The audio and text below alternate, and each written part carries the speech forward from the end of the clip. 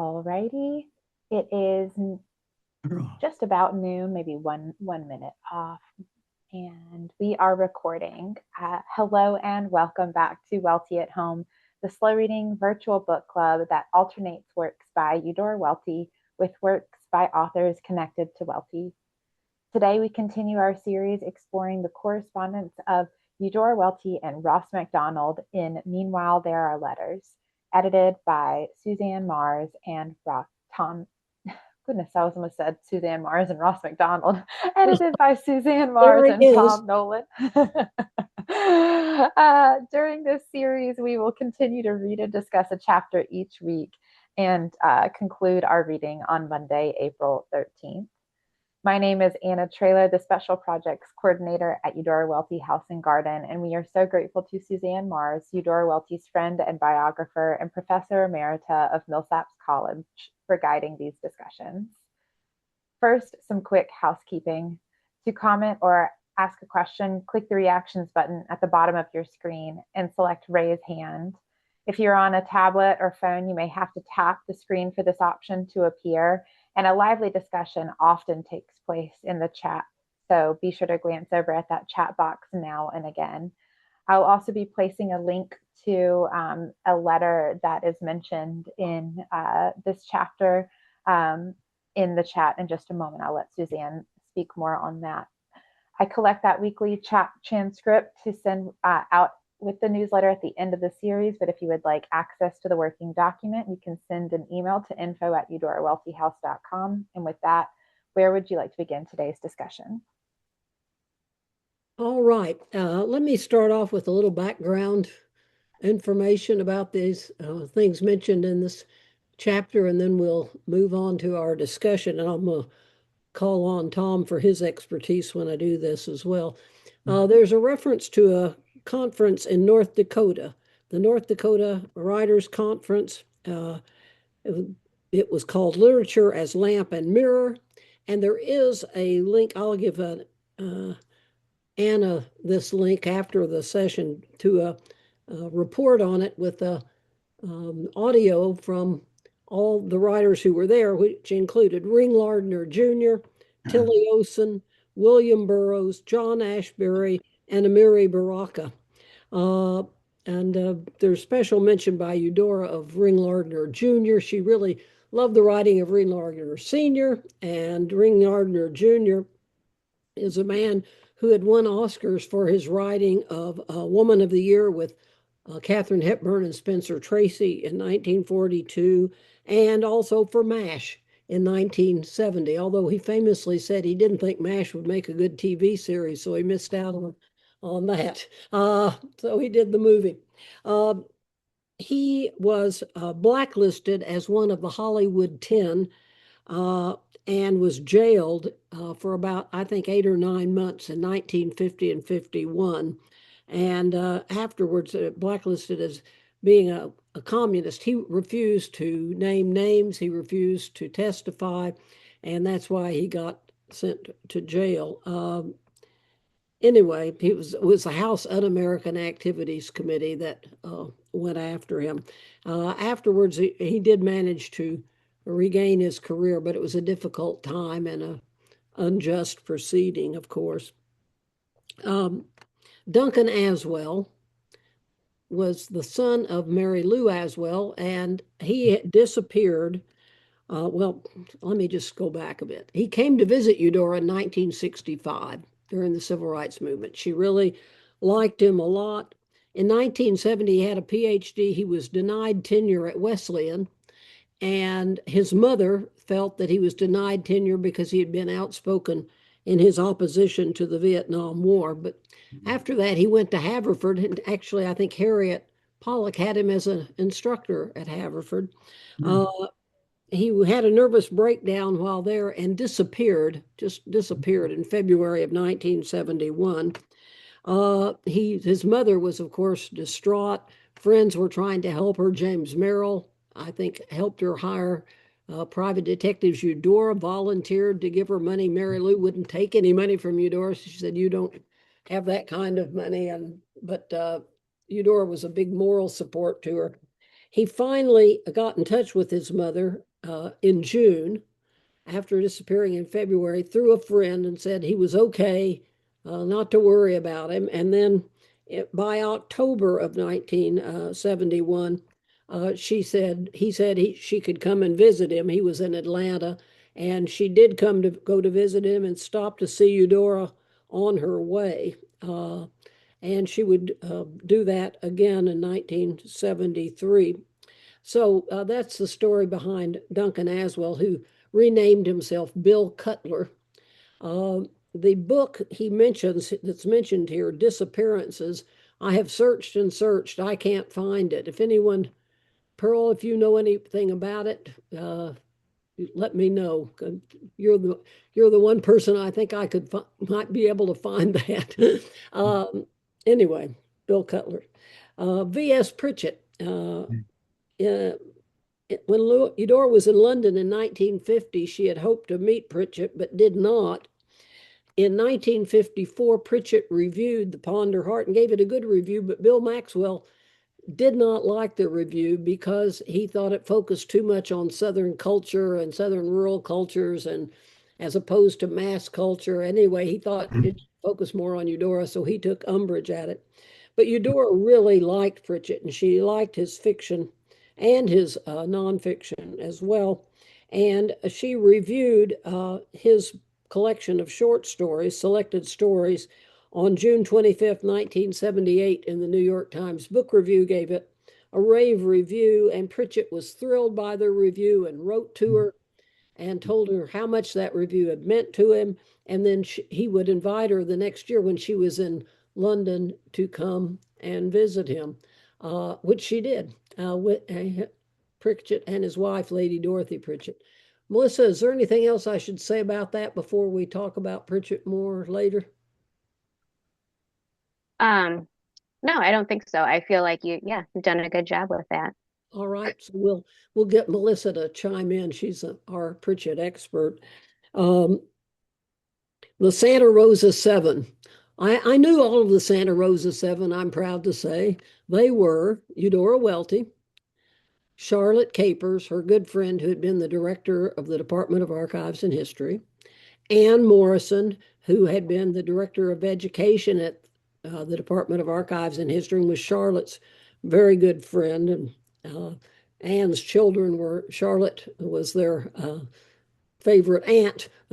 So Anne Morrison, Jane Petty, who was the director of New Stage Theater, Patty Carr Black, who was the director of the Old Capitol Museum, and Karen Guilfoyle, who had been a choir director at various schools in Jackson, became a lawyer, and then a youth court judge. Karen Guilfoyle, and the seventh was Reynolds Price.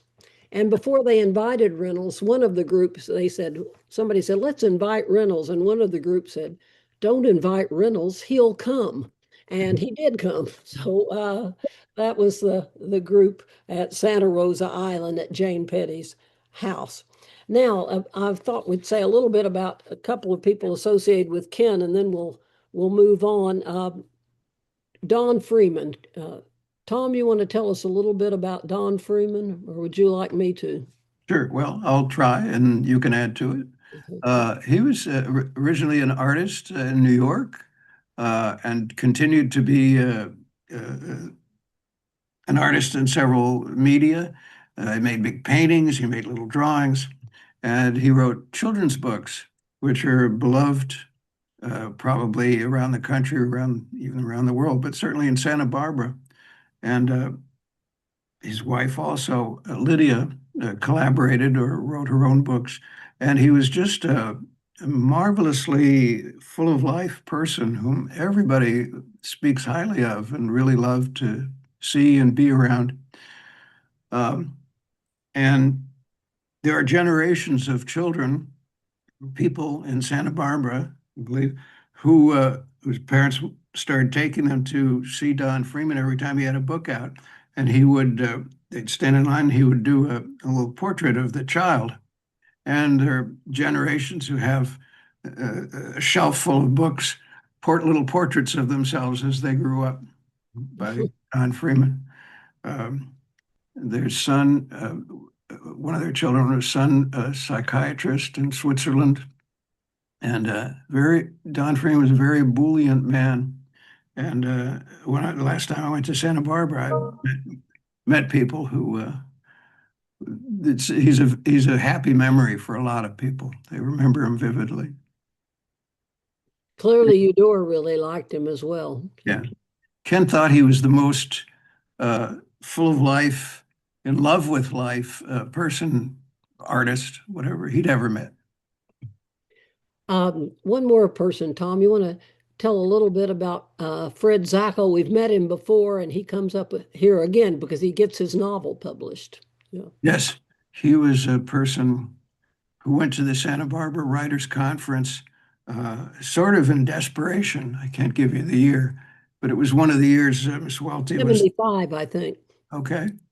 And he didn't know what to do. He was just hoping for a lifeline from somebody. And it turned out to be Ken, of course. And Ken sort of dreamed up a poetry prize. Zackel was driving a cab in San Francisco. And in fact, he got a little publicity from the person from the LA Times who was covering the festival as Zach the Hack. And something he wasn't terribly happy about, but, I guess attention is better than none at some points. Anyway, Ken contrived for him to get a poetry prize that they gave out these sort of prizes at the conference. And he said, well, I don't write poetry. I don't have any poetry. Well, he said, write a poem. So he wrote a poem, and Ken arranged for him to get the small amount of money, whatever it was, which was of great assistance and moral support to him. Anyway, Ken encouraged him and helped him to get an agent. He got him his own agent, Dorothy Holding, got his book published, and it's called Cocaine and Blue Eyes. I have a copy of the reissue here. And he wrote a second book, and then his first book was made into a movie starring O.J. Simpson. He got his PhD and went on to a career. And he said to me, everything I have in life, personally, professionally, I owe to Ken Miller. And it's just one of many examples, really, literally, of people that Ken assisted in tremendous ways. And this is a person that Maggie was so upset that Ken brought back to the house and said, why are you having anything to do with him? He's trash. And Miss Welty was upset. But Fred didn't know anything about that, he said, until he read my book. Yeah, so so both Eudora and Ken happy about what's happened to Fred Zackel. Fred Zackel wrote an article about this in 1999, and if in your book, if you look at footnote 20 to chapter 5, there's a reference to that article. There's also, we're going to put in the chat, I think, Ann, aren't we, a link to a digital version of that if you would like to see that little article. So that must have been after you interviewed him, Tom, because your book came out in 98, didn't it? I think something like that. There we are. Yeah. So, all right. So some background information. So let's talk about the chapter and what you want to talk about in the chapter. I have my list of topics, but I'd rather take yours to start with, and then I'll bring mine up. Pearl, is that you? Yes. Go. I might have missed it, but we should say that children's book and character by Don Freeman is Corduroy. Yeah. Beautiful little Corduroy that's lost his button, or, Corduroy is everywhere in my life. And when I saw Don Freeman's name in this collection of letters the first time around. I was so excited. Oh, I know who Don Frank is. And it makes And me Eudora mentions that her young nephew has a copy of Corduroy. right. I just wanted to make sure Corduroy got named. And Alice, do you know Corduroy? Alice Mitchell, our children's author. Yeah, good. She does. We can't hear you. Well, She's not talking. Oh, she is. I'm not hearing you, Alice. Let's see. I do. There you are. Okay, you do. That's it. Thank you. Yeah, all right, good. All right. So, let's start with Don Freeman because as a sort of a topic, I think friendship. I think friendship is a really important topic in this chapter of 1978 and the importance of friendship to both Eudora and Ken. He had written to Eudora in 1977, "Love and friendship are surely the best things in life." And I always have thought that Eudora had a genius for friendship, and I think Ken did as well. So we might talk about what friendship meant to them, who their friends were, how they helped them. What does this chapter reveal about friendship to you?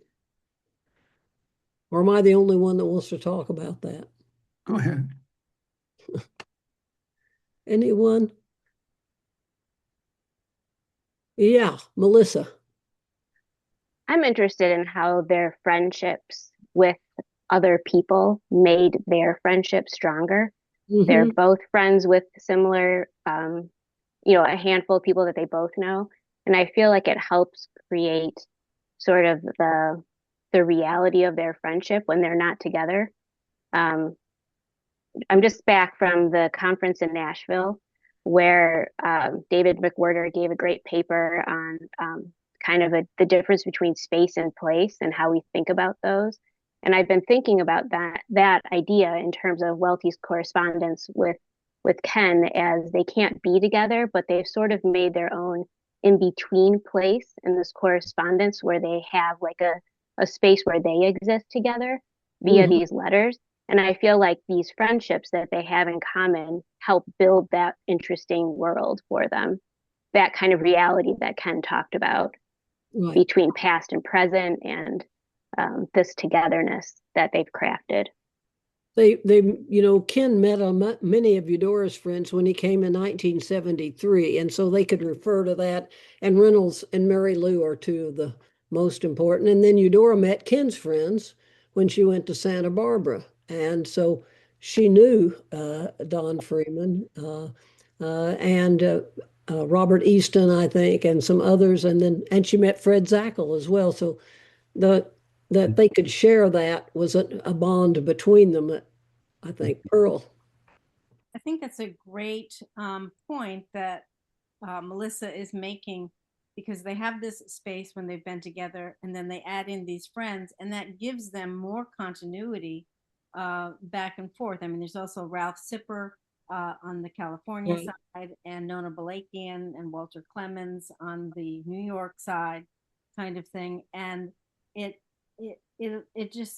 enlarges their already friendship, and it gives it greater validity because they're talking about common friendships beyond their own friendship and their own writing. So thanks for pointing that out, Melissa, and for crediting. It's a real community. They have a sense of community.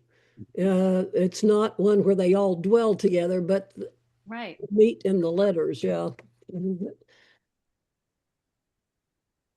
I think, part of what is this, Beverly, you go, and then I'll come back to my point.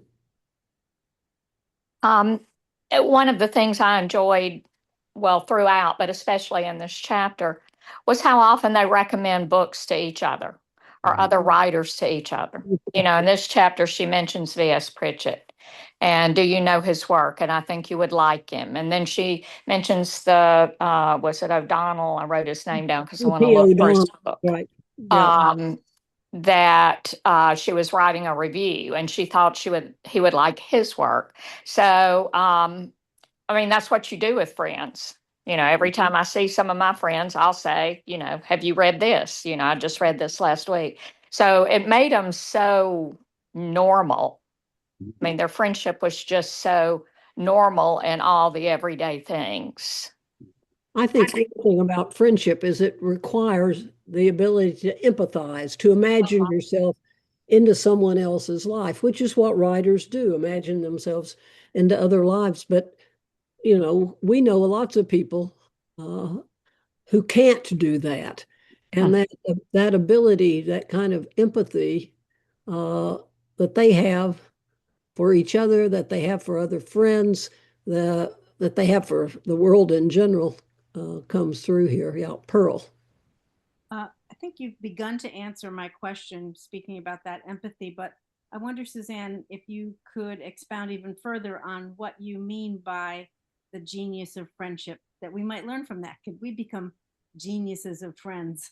Yeah, I just felt that my life was blessed by Eudora in the same way Fred Zackel's life was blessed by Ken. So I came here and I was, went to meet Eudora Welty, and I was in awe of her. And she had no reason to be kind to me, but she was, And I had a little tiny apartment. She and Patty Black and Jane Petty came over and had dinner in my little itty bitty apartment, and they were so welcoming to me. They had wonderful houses. I was here as a young faculty member for a brief time, and I always felt part. Always felt that I was interesting to Eudora. That was kind of amazed me. How could I be interesting to her? She was very interesting to me. Her life was much more interesting than mine, but she had that ability just to include you and make you feel welcome and valuable. And so I don't know what else. I've got lots of stories, but I'm trying to talk abstractly now, and I'm not so good at that. Yeah. But that was part of the genius to me. And I think in general, Eudora was interested in other people. She wanted to, when people came to see her, she was interested in them, and she wanted to find out. And she was not self-absorbed. And I think Ken was like that as well. Yeah, Beverly. Oops, we're not hearing you, Beverly. I was going to share an anecdote. And I think the late 80s, maybe early 90s, when Reynolds Price published Tongues of Angels, I was teaching the honors Comp 2 class, and I was going to teach that book as one of the ones I was teaching. He was signing at Lemuria. And I went to Lemuria, got my book signed, and then was going to wait for the reading, and was wandering around Lemuria waiting, and rounded a corner, and there was Eudora Welty, hunkered down on a little stool, trying to look unobtrusive and not look like Eudora Welty. But she was there to support him. Mm-hmm. That was her friend, and she was there to give him moral support. Yes. But she also did not want to steal his thunder. So it was such a lovely memory. As I was wandering around, I nearly fell over Eudora Welty. I remember I'm going to go to Lemuria's big party this week. And I remember the first time I went into Lemuria bookstore, Eudora took me there. And when we came, that was before they'd moved into their current store, when they were across the street. And we walked in the door, and there was John Evans and Tom Gerald. And she said, "Hey, boys." And I thought, whoa, this is a good bookstore. So there was Eudora greeting the owners and his top assistant. "Hey, boys." Joe Ellen. I just wanted to add that I think a huge component in their letters and their interests is deepened by sharing about geography. I mean, they talk about their travels, but each other. I mean, Ken is from as far north as Welty could imagine. She was never that far north. She got close in North Dakota. And he didn't have much experience in the South, and even other places that they'd been. But I loved what she shares with him about North Dakota, where she'd gotten all woolied up and went to the frozen north. I don't remember, in March, I guess, which still would have been winter there. And she was disappointed that she hadn't seen the Northern Lights, but she said the flight was beautiful, strange as a desert, empty and hillless, white, gray, black dirt in sparse patterns and squares before we left it behind for all white. Endless visibility, a clarity that looked very northern, very far up on the map, and the Red River flowing north. She was opening herself to an area, at least, where he had some experience. But whether they had or not, they shared that. And there's quite a bit of emphasis on that. And maybe it's because they write about geographies and description as well. I liked it when he then said, well, the Northern Lights, it's not like the light in the maritime Atlantic. It's the light is different in the two places. Exactly. So they're sharing all of that. Yeah.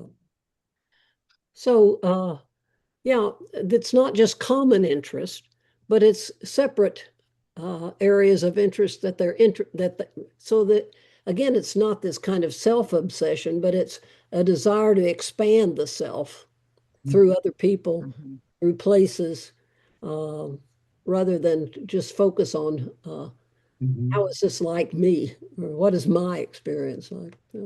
Alice, did I see your hand? Good.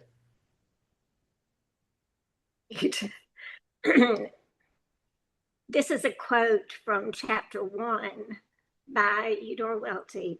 I love and need and learn from my friends. They are the continuity of my life. Yeah. Thank you, Alice. Remind us where that's from.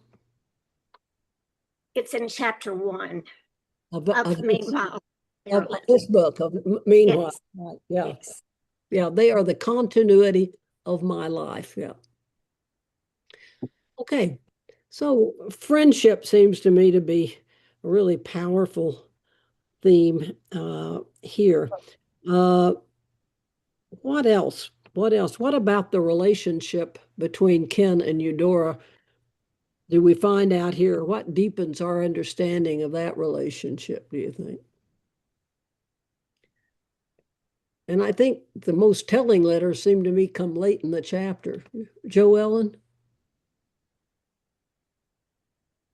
I'll unmute myself. What was drifting through my mind was the sections where they're talking about the draining aspects of caregiving. Yeah. And I realized that I'm about 10 years older now than Welty was when she talks about being just totally drained coming home from traveling, but also looking back at what she was doing with her mother and worrying about Ken in taking care of Margaret. And I know she had to be worrying about that. She couldn't state any of that to him, but she had to know that Margaret was something of a difficult character. But just that a level of empathy there that they could share with each other in that situation. She really was worried, and she knew, she had driven 50 miles a day to see her mother when she had to have her mother in a nursing home. And this is the letter of August 29, 1978. She says, Dear Ken, thank you for writing. For it's true, I had been concerned. I'm glad to know that you're feeling ahead of what's troubled you, and I hope all shadows are lightening. You have done so much. From time to time, I can't help think that strong as you are, and being such a source of strength to all those you care for, all that strength implies, you must sometime need a little time or a way to restore some for your own. Forgive me if I need forgiving for saying that, poorly as I put it in words too. I guess I felt I couldn't say it because you've been a source of strength to me, and because I had to learn for myself about that kind of tiredness. So she's being very kind of oblique about it, but she's worried that he, and caring for Maggie, and he's been doing a lot of care for Maggie, won't leave because of her. He's worried that he is draining himself, and she's giving him the advice that people always give caregivers, and that is you have to take care of yourself. You have to. And if you're the caregiver, you don't want to hear that. You can't hear it most of the time, but she's trying to say it to him now. I think Jane and then Pearl. A couple of things. In this chapter, it seemed like the tone has switched a little bit. In the previous chapter, they seemed so lovey-dovey to each other, but in this chapter, especially on Ken's part, I think that he's more focused on factual things that are happening, and not so much endearments toward Eudora in this particular year of writing. At least that's just what it seemed like to me. And also what I wanted to say was there is a part here where they're talking about their dedications to each other in their books. Well, I don't know what Eudora dedicated to Ken, but I'm just now reading The Sleeping Beauty, and I open it up and it says very briefly, to Eudora Welty. And I'm like, well, he had so many nice things to say about her. He just put to Eudora Welty. I thought that was a little laconic. Not to Eudora Welty, my great encourager, or who meant so much to me, or, anything, just basically to Eudora Welty. And that surprised me a little bit. Well, I'm not surprised by that, but if you read her copy of the book, it has its own inscription, which goes far beyond that. I think what you put in print is to. I have books dedicated to my husband. I could have said all kinds of effusive things, but I just said to him, So that I think that it is understandable. And then she dedicated the eye of the story to him. That's what he's thanking her for, the book that's just come out. And I agree with you, Jane, for most of the chapter, although at the end, I think things change. And I think maybe my favorite lines in the whole book, in terms of endearment, are here. But I'll come to that after Pearl speaks. Yeah. Tom wanted to say something. Okay, Tom. Well, I'll be brief, but as you say, you just put two.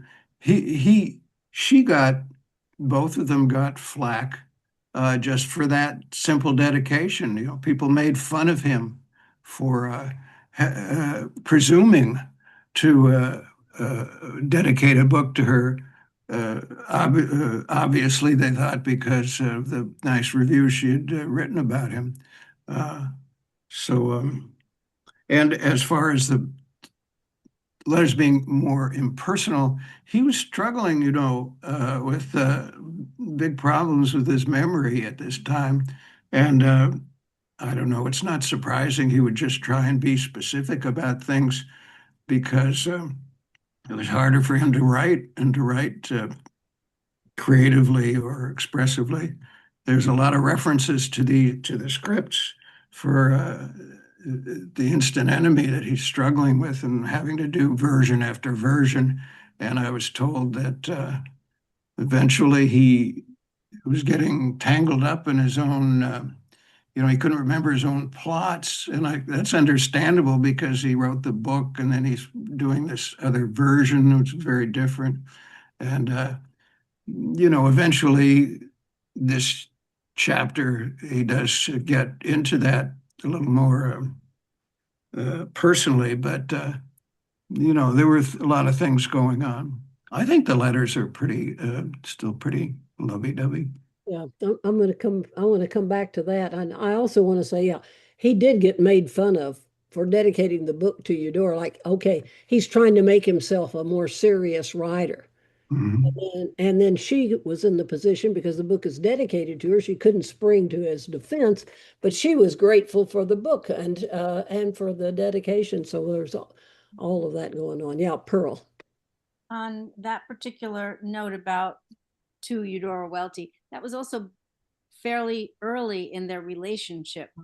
And so he wouldn't have said anything further, even if it were more proper. And I like that you've reminded us all about the controversies that stirred up for egotistical people, unlike Ken and Eudora. I am a little bit behind in my reading. So this morning I started with chapter 8 and I'm only halfway through chapter 9. But my feeling is much different than Jane's. And I thought all of a sudden, okay, they're back being more in love and recognizing their love. And it was less about Margaret and less about these other things. And so on page 386, Ken is writing to Welty on April 2nd. The bottom of the page says, "This note is a poor response to your letters, but I won't apologize. Our friendship rests now on deeper driven pilings, even than our dedications, which means so much to both of us. Your spirit lives in my mind and watches my life as I watch yours." And then she responds, then the next letter, "That life that had the possibility in it that we could write books and dedicate them to each other seems to me such a felicitous thing." And Right. that's, to me, all of a sudden it's back by the effusive emotional attachments that they're discovering toward the beginning. So I'm very happy. And they're talking about, okay, well, we couldn't meet this time, even though they've learned to let each other know where they're going to be. But we will in the future, but we don't even have to, because we have this beautiful relationship already. So I had a different feeling than what Jane had, and I think they're doing well. I want to quote my favorite lines in the whole book, and one's from Ken and one's from Eudora, and I think it's maybe the clearest expression of love, and it comes in this chapter. And he's writing to her, and he says, I've been having trouble. My memory is a problem. He says, "You did spell out," this is in the letter of September 18, 1978. In my book, it's on 404. "You did spell out one danger in my life, I hope not in yours, that one can be used up in the service of pain and trouble, not one's own. Well, I'm not used up. I hope I was able to lean on your strength without abating it, and on your knowledge of trouble and its meanings without deepening your own troubles. Best thing that can happen to a man is to be known, and by a woman of your great kindness and light and depth." And then she responds to him on September 23rd, after she's gotten the letter. "Dear Ken, we do want to be known truly, and I want to know truly. I'm glad that you feel you can lean on me. It's part of trusting. You mustn't worry or imagine that anything but good could happen to me from our knowing each other truly, the dark times as well as the bright. For you know as I do, there is nothing destructive in it, only everything that moves the other way. Depressed or happy and serene, our spirits have traveled very near to each other, and I believe sustained each other. This will go on, dear Ken. Friendship blesses my life. I wish life could be longer for it." So now that's, Anna, that's where I tear up. Our friendship blesses my life, and I wish life could be longer for it. So there's been many a wet eye in this reading. I will be honest. And I want to let Jane know that I dropped in the chat a link to a Facebook post where I have shown a close-up of Ken's personal handwritten inscription to Eudora in Sleeping Beauty. So underneath in Ken's handwriting, he says, "My good angel, with gratitude and love, Ken." My good angel. Yeah. Joe Ellen.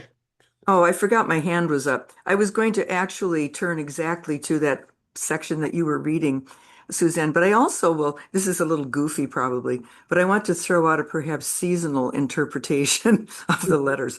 Last week, I felt chapter 7 just really, was pretty perfunctory through most of the first part of the year. And then it really turned into a beautiful ending of the chapter.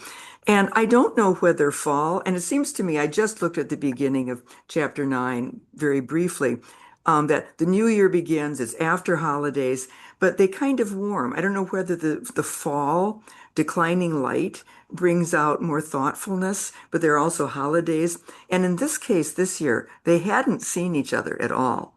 So there wasn't that kind of prompt, even to talk about with friends, etc. But anyway, I've kind of felt the same way about this chapter as well.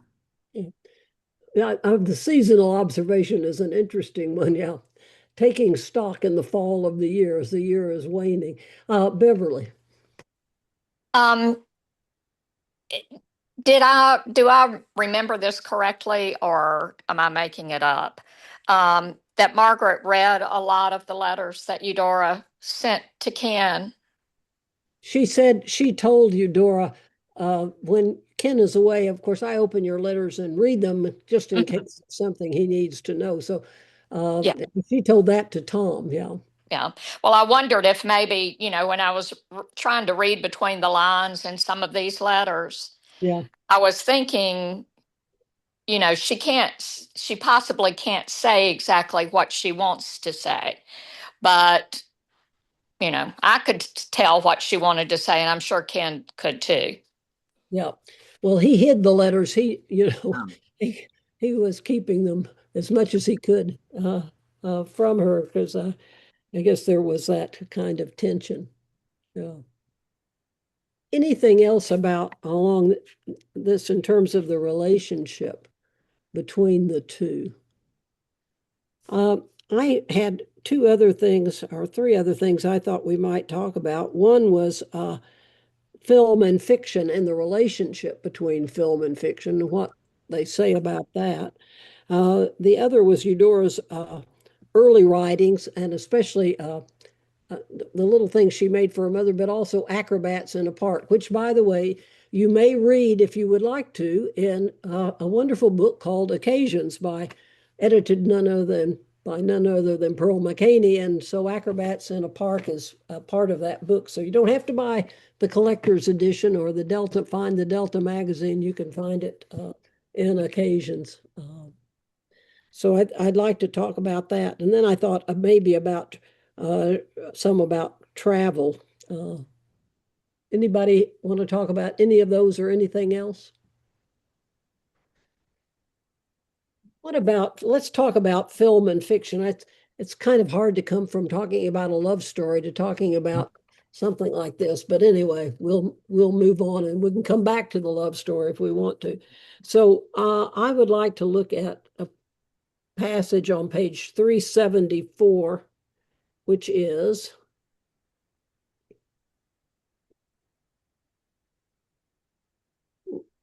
January 16, 1978. She's talking about Instant Enemy. How is Instant Enemy going? The technical things you're finding out might have some interesting results, perhaps in oblique ways, in some piece of fiction someday. Do you suppose? I've always had a feeling of kinship or affinity between the forms of film and fiction. Have you?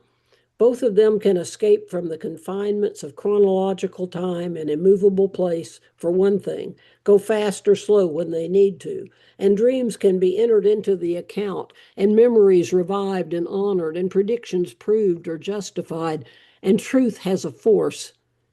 I hope your going treatment serves its present purpose, the very best way, that is, giving you pleasure in the doing. So that's an interesting comment about the affinity between film and fiction. And I think Eudora felt it in her own work, that kind of affinity. Beverly?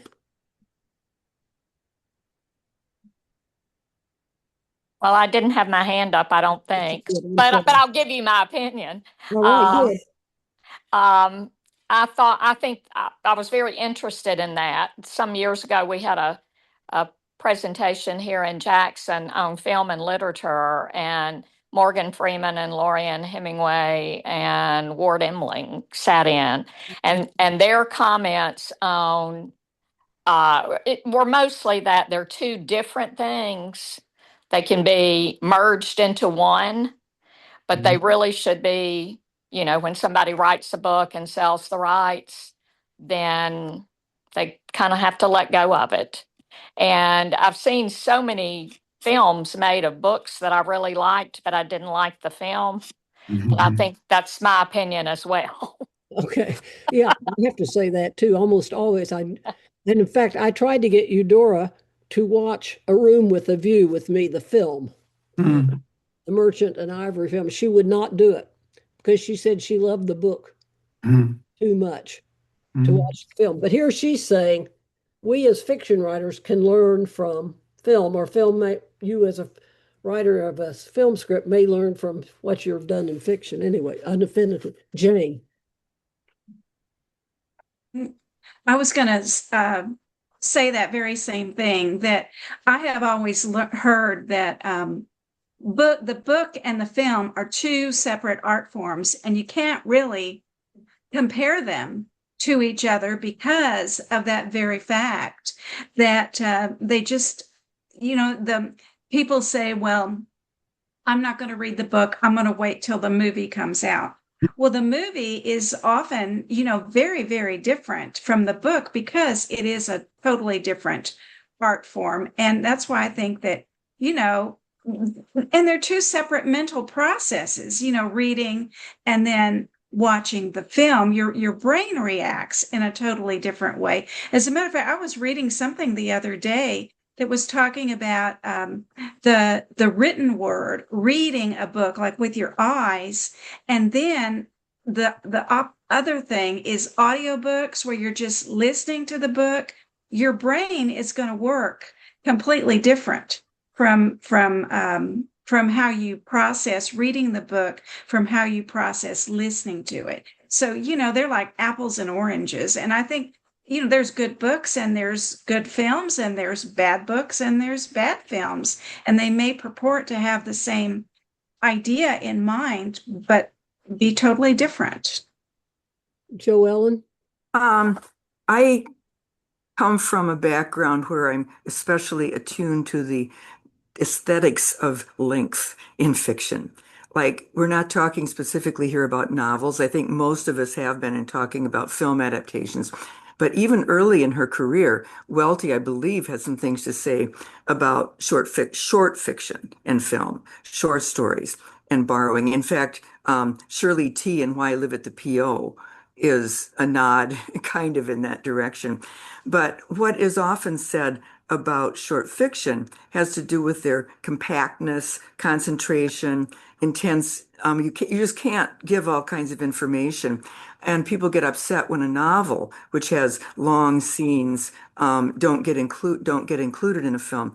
But there are things about power and punch, I think, that a film scene can enact that short fiction can, that's sometimes difficult in longer fiction. And I was struck on the very last page of this chapter, I think it's December 16th, 1978, top of page 414 in my text, where Ken is talking about having just reread his novel, Sleeping Beauty, after having reread Welty's review of it in Eye of the Story. And he's a little bit bothered because says he was surprised by its intricacy and force. Somehow those two qualities don't quite mesh. The images at times imperfectly fuse, and they didn't quite gel at the end. And short fiction can pack a punch because it's so intensely compacted. Some can get intricate, but there's room for more intricacies in longer fiction. And I think that talking about film can come in there somewhere. Let me just say that Eudora had reviewed Underground Man, so this is another tip to Ken's memory problems, that he thinks it's Sleeping Beauty that he's read the review of, but he's read the review of Underground. Oh, right. But he mentions his own Sleeping Beauty, huh? Right, yeah. So he's got the two novels confused there, yeah. Pearl.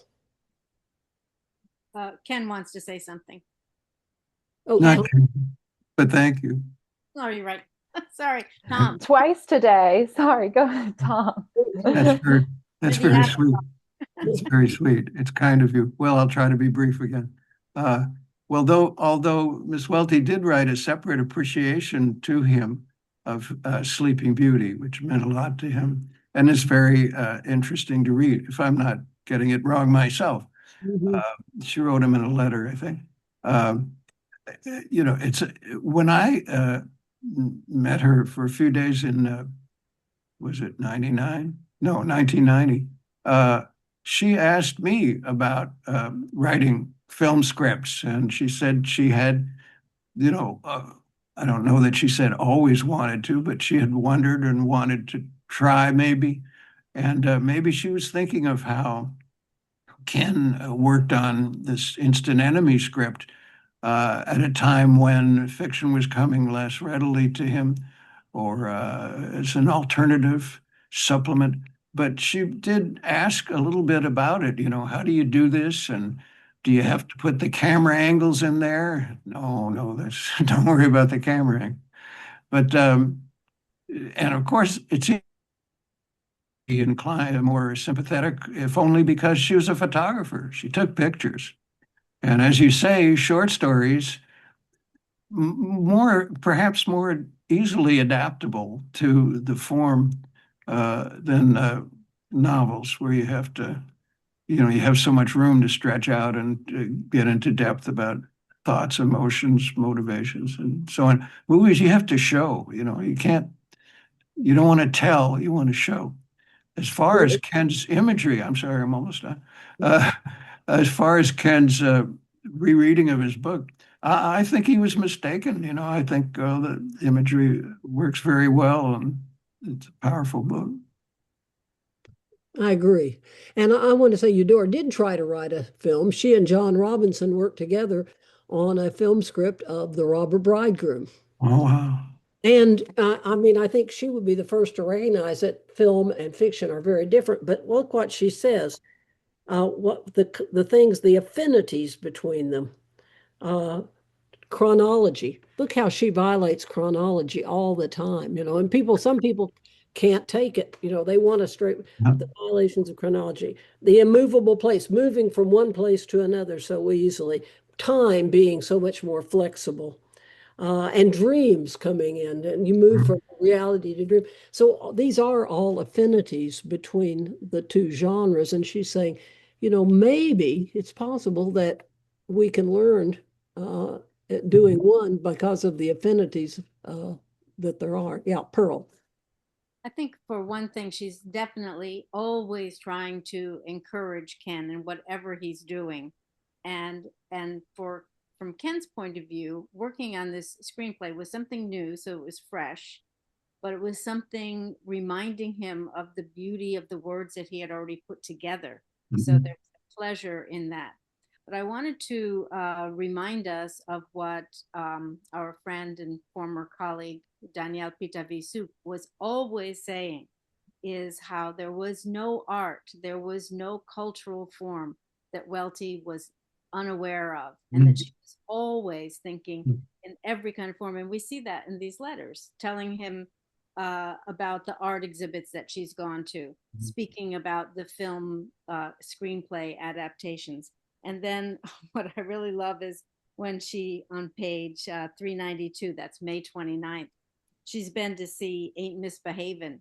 And your feet's too big was too heavy-handed.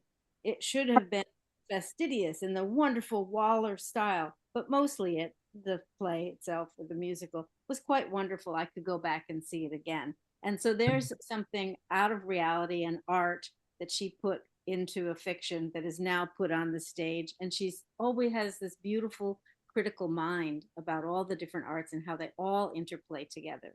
That's just what I wanted to say. In fact, the man who did Ain't Misbehavin' said he had read Powerhouse, Eudora's story that she wrote in response to a Fats Waller concert here in Jackson, and so that Powerhouse had its influence on Ain't Misbehavin', and then Eudora responding to Ain't Misbehavin'. Let me just say that I've heard the words to Your Feet's Too Big many times from Eudora Welty's own lips, and so she did not sing them, but she would say things like, "Your feet's too big. Can't love you because your feet's too big. I really hate you because your feet's too big." And so the lyrics to that song were part of my memories of visiting with Eudora Welty, because she liked to quote Fats Waller. So in other words, the Ain't Misbehavin' did not intone her interpretation of the song. Right. Yeah. Her own head. Well, Whitney Vallier, the great jazz critic in the New Yorker, said that Welty's Powerhouse was one of the great jazz stories of all time. Oh. Amen to that. Yeah. All right. So I'm glad we've got Powerhouse brought up because I had it down here to talk about and I'd forgotten about it. So there it is. That was in 1940. Eudora saw Fat Swaller perform, and here in 1978, she's talking about Fat Swaller with Ken Miller, an enduring connection there. Music, that's another art form that comes into her fiction. In June Recital, for instance. So music of various sorts. Anything else we need to talk about? I wanted to say just two things. I thought that Eudora complained a good bit about the wearing effects of travel, but two trips I think that she made this year, she had a great time, and the travel was a great pleasure to her. And one was to North Dakota. Well, of course, always to New York. She loved going to New York, but to North Dakota and meeting Ring Lardner Jr. and meeting that landscape and seeing a young man, John Little, who was teaching at the University of North Dakota, who had been her student at Millsaps. And so the pleasure of that trip. And the other was to Maine and going to the LL Bean store. She went to the LL Bean store with Louis Rubin, who had to buy a coat for his wife. And he told the clerk, well, I'll just try on the coats. We're the same size. And Eudora got the biggest kick out of going with Lewis to the LL Bean store and of seeing Elizabeth Spencer at that conference and of seeing that landscape and seeing that ship putting out to sea. And she loved sailing. So I think travel could be, it was exhausting. It's exhausting to me. And I'm older than she was when she was writing these letters, and so it's exhausting to me. But it's also invigorating and exciting and a pleasure. And I think those trips were a pleasure to her. In places, North Dakota, you wouldn't think, you think, oh my God, I've got to go to North Dakota. It's still so cold. It was a great pleasure. Yeah. Anything else in the material we have for today that we haven't talked about? Well, I think we've seen that powerful declaration of love at the end of this chapter, which is really important, I think. And we've seen the importance of friendship and community and connecting for both writers.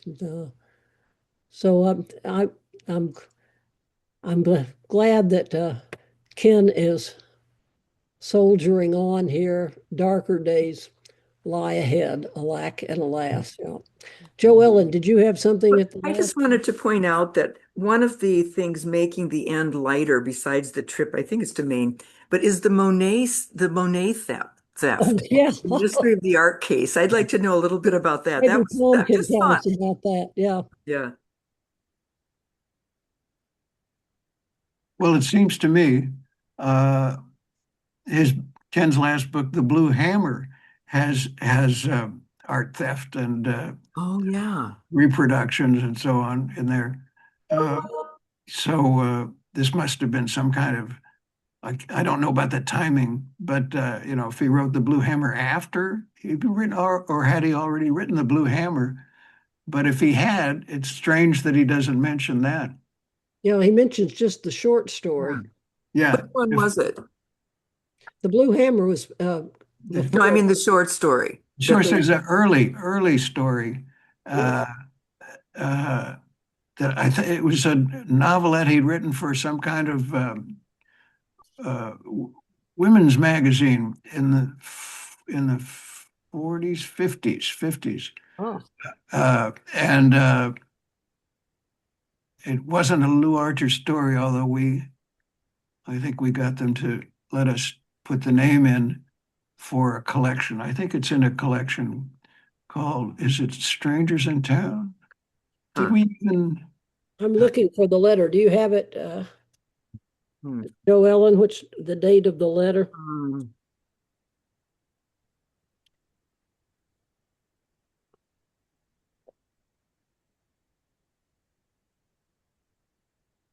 It's toward the end. Yeah. Um, Monet pieces stolen, 412 is. oh, okay. Oh, I was in the wrong chapter. Sorry. Oh, yeah. The Bearded Lady. Yeah. Name. Oh, right. Thanks. Okay. Tom, you remember the Bearded Lady? Yeah, you found it. Yeah. Is it December 3rd? Is that what we're looking for? He said he collected it in The Name is Archer. Okay, very good. Yeah. She had formed the theory that the actual theft was planned in imitation of my story. So, Yeah, it was used in the court case. yeah. Pearl. I wanted to say about Tracy just made this note about the Schultz cartoon. Yeah, Eudora, the character. I think it was maybe 1 or 2 issues ago of the Eudora Welty Review. There was a small piece about Eudora in the Peanuts strips. So maybe Anna could find that piece and give a link to that. And when I learned that a while back, I looked up all of the ones that had Eudora. It was really wonderful to hear that maybe he intentionally used her name. He did, yes. Well, he had met her. Yeah, in North Dakota. Pardon me, Tom. He told Ken he had. Yes, and he, they had met in Santa Barbara. Yes. Writers' Conference. Great, and I think it might have been back in chapter 8, and I didn't have time to listen to the recording, so maybe you've already talked about this. But I loved when Ken was thinking again about his early youth, and he's trying to work up some memories about that to go into his next fiction. He says, "But probably I'll have to work it out in fiction. Probably all of my writing actually comes out of my early life." And this seems to be so true in a lot of fiction, and we can find that in Welty's fiction and everybody else's fiction, even in Tom McCaney's fiction. It's about his youth made into fiction so that one can examine it, I think. And that's what Elizabeth Bowen told Eudora, and Eudora agreed. Yeah. The power of youthful memory comes to us pure. I see one more hand from Jean, and then we are at 1 o'clock, so I will have to wrap us up here in just a second. So last comment from Jean. Oh, let's ask you to unmute real quick. We can't hear you, Jean. Can you hear me? Yes.